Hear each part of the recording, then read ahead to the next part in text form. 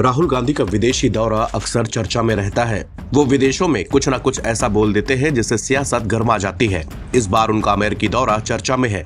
यहाँ पर brown university के छात्रों के साथ उनका एक सेशन था।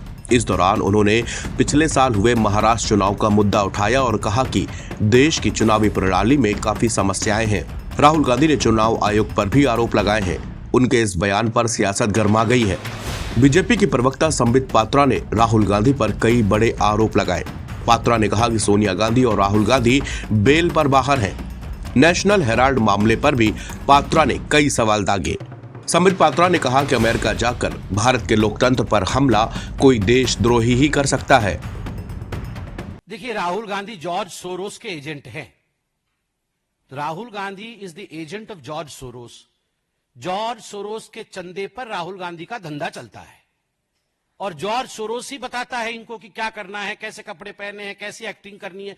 ये देखिए, ये सारे के सारे आप समझ लीजिए एक बात क्लियरली, ये जॉर्ज सोरोस इनका ट्यूशन मास्टर है और ये देश में हिंदुस्तान के लोकतंत्र को कैसे बदनाम किया जाए, कैसे हमारी इकोनॉमी ध्वस्त हो जाए, हमारा मार्केट कैसे गिर जाए, इसने जॉर्ज सोरोस ने, मेरे मुंह से चोरोस निकल रहा था, जॉर्ज सोरोस ने वो चिन्हित किया है 5-6 लोगों को कि ये राहुल गांधी एक कॉम्प्रोमाइज हो सकता है, ये देशद्रोह कर सकता है। ये अरविंद केजरीवाल, इसको बोलो ये एक्सेल शर्ट पहनेगा, डबल एक्सेल शर्ट पहनेगा, रेनॉल्ड पेन लगाएगा और स्लीपर पहन के राष्ट्रपति के घर जाएगा, बाद में अच्छे से नाचेंगे, बाद में सब कुछ चलेगा, मगर पहले ऐसे सब एक्टिंग करनी है।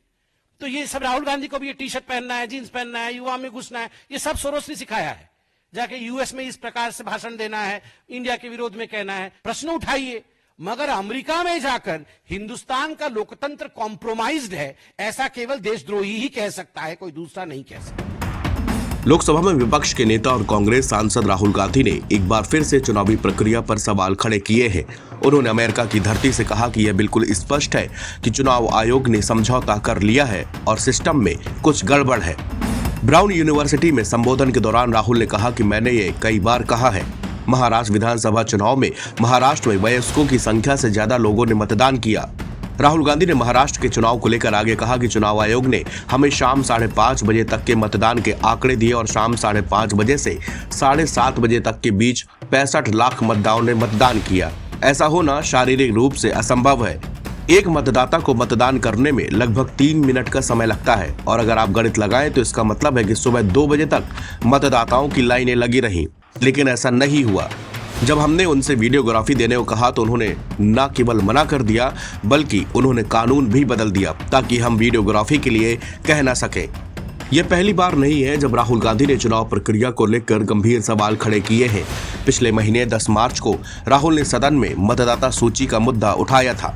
उन्होंने कहा था कई राज्यों में वोटर लिस्ट पर सवाल उठे हैं, इसलिए संसद में चर्चा होनी चाहिए। उन्होंने कहा कि सरकार वोटर लिस्ट नहीं बनाती है, यह तो सबको पता है, लेकिन सवाल उठ रहे हैं तो अच्छा होगा कि संसद में इस विषय पर चर्चा हो।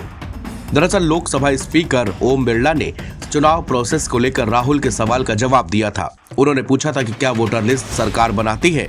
इस पर राहुल गांधी ने कहा था कि सरकार नहीं बनाती, यह बात बिल्कुल सही है, लेकिन पूरे देश में वोटर लिस्ट पर सवाल उठ रहे हैं। विपक्ष शासित हर राज्य में और खास तौर पर महाराष्ट्र में साफ साफ सवाल उठे हैं। पूरा विपक्ष मिलकर सिर्फ ये कह रहा है कि वोटर लिस्ट पर यहां चर्चा हो जाए। एनबीटी ऑनलाइन की रिपोर्ट।